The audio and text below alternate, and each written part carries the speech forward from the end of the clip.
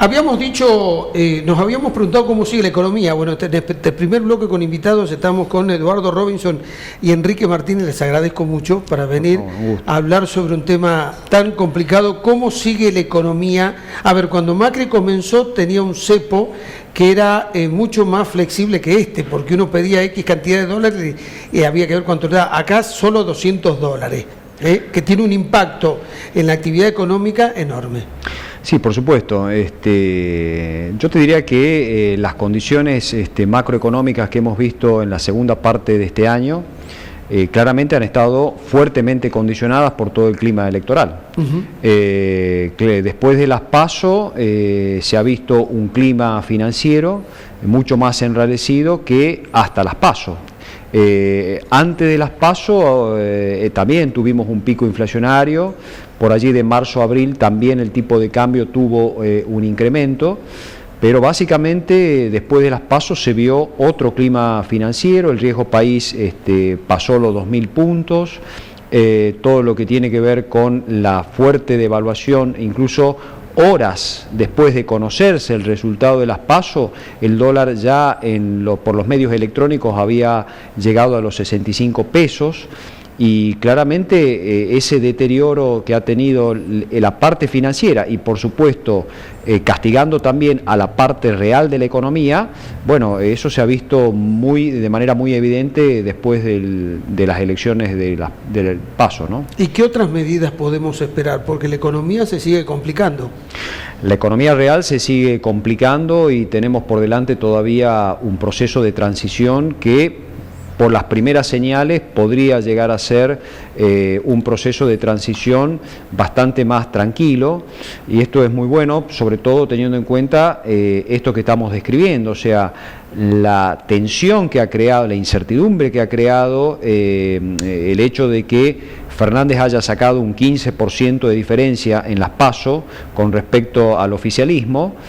Bueno, claramente ha cambiado mucho el tablero y las expectativas con las que venían los agentes económicos, y ahora tenemos por delante 40 días hasta que efectivamente asuma Fernández la presidencia, y a partir de allí empezaremos a mirar cuáles van a ser las medidas de política económica, la orientación de la política económica que tome Fernández, y en el medio vamos a tener todo tipo de rumores, desde conocer cuál es el equipo, quién será el ministro, hasta que el mercado vaya deduciendo si el ministro es tal o cual, llevará adelante tal tipo de política, quiénes van a ser las personas que van a estar en el equipo, porque vos sabés que en la Argentina, bueno, va a depender mucho del ministro y se va a poder intuir la política económica, con lo cual esos 40 días van a estar, me parece, muy cargados de todo tipo de rumores también. Entonces, sí, este cepo, prácticamente que es una prohibición de comprar dólares, es un cepo, digamos, sí, totalmente prohibitivo.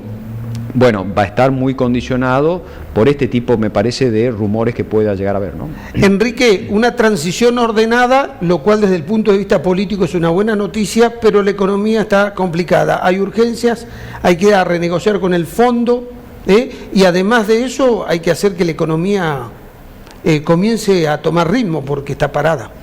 Los dos primeros días, ayer y lo que va de hoy, muestran a los mercados tranquilos, en el sentido de que los dos candidatos han puesto en marcha un diálogo que indica una mejor convivencia política, indica tolerancia, indica también que el adversario no es un enemigo y que todos los argentinos vamos a tener que sacar adelante esta situación. Si se va a tener que esperar 40 días para conocer el programa del nuevo gobierno, me parece que es mucho tiempo. Ayer el gobierno necesitó tomar del Banco Nación 500 millones de dólares, de un banco que tiene que estar para prestarle a la industria, al comercio, al campo. La semana pasada se tomaron 175 millones de dólares del Fondo de Sustentabilidad del ANSES, que es la plata de los jubilados. Esto está demostrando que la situación es delicada, es grave, es complicada, porque estos dos vencimientos son en abril, junto con otros vencimientos que hay, inclusive hay títulos ya defolteados.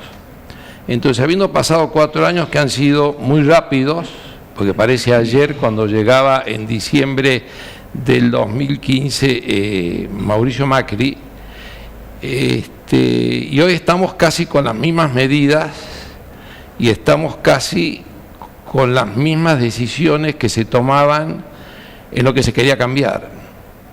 Y esto es un desafío enorme para la Argentina, porque los políticos y los gobernantes tienen que tener muy claro exactamente el diagnóstico de lo que sucede y de lo que está pasando. Pero a ver, yo creo que porque si no se tiene claro el diagnóstico de lo que sucede, es muy difícil tomar las medidas adecuadas. Pero Enrique, me parece que estamos como atosigados un poco sobre diagnosticados. Acá no hay mucha salida. O aumentamos los impuestos o achicamos el gasto. Bien, tenemos que renegociar con el fondo porque no hay dinero para pagarle. Eso es cierto, Pedro, pero aquí hay una realidad que es la convocatoria al dirigente y al que gana una elección. Si no está claro lo que está sucediendo, es muy difícil tomar las medidas adecuadas. Y cuando se toman las medidas adecuadas en nuestro país, no hay que pensar en mañana, porque si el problema es mañana, estamos embromados. El problema es cómo esa medida puede repercutir en 3 años, en 4 años, en 5 años. Cómo esa medida puede afectar a los desprotegidos o a los que menos posibilidades tienen de cubrirse. Entonces uno ha percibido que las medidas se siguen tomando para mañana. El endeudamiento del año pasado con el Fondo Monetario Internacional, que se puede compartir o no, si se debía o no hacer, tiene vencimientos el año que viene, que es mañana. Sí. Entonces, no hay dinero para pagar al fondo. Evidentemente que no lo hay. La prueba Vamos camino a un default, por eso hay que renegociar. Ya tenemos papeles en default. Hay que decir las cosas como son. Bien. Tenemos algo más complicado todavía, que es no solo los papeles en default, sino que tenemos una deuda que es una intradeuda, porque estamos debiendo a organismos nuestros y propios. Sí.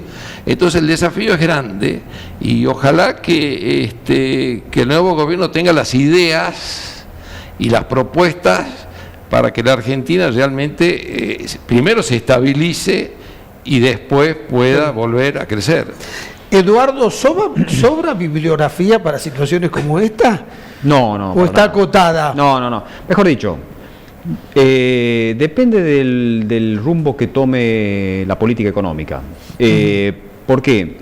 La economía argentina, digamos, hoy tiene, si se puede comparar, una enfermedad que es una enfermedad compleja respecto de cómo se sale, que es una estanflación. Es un proceso de, nosotros vamos a tener en el año que viene, el año 2020, el tercer año de caída de la economía, y con una inflación que está entre las primeros 4 inflaciones del mundo. Con lo cual el diagnóstico es evidente, es muy claro. La Argentina tiene un proceso de estanflación, del cual la única forma de empezar a salir es con inversión.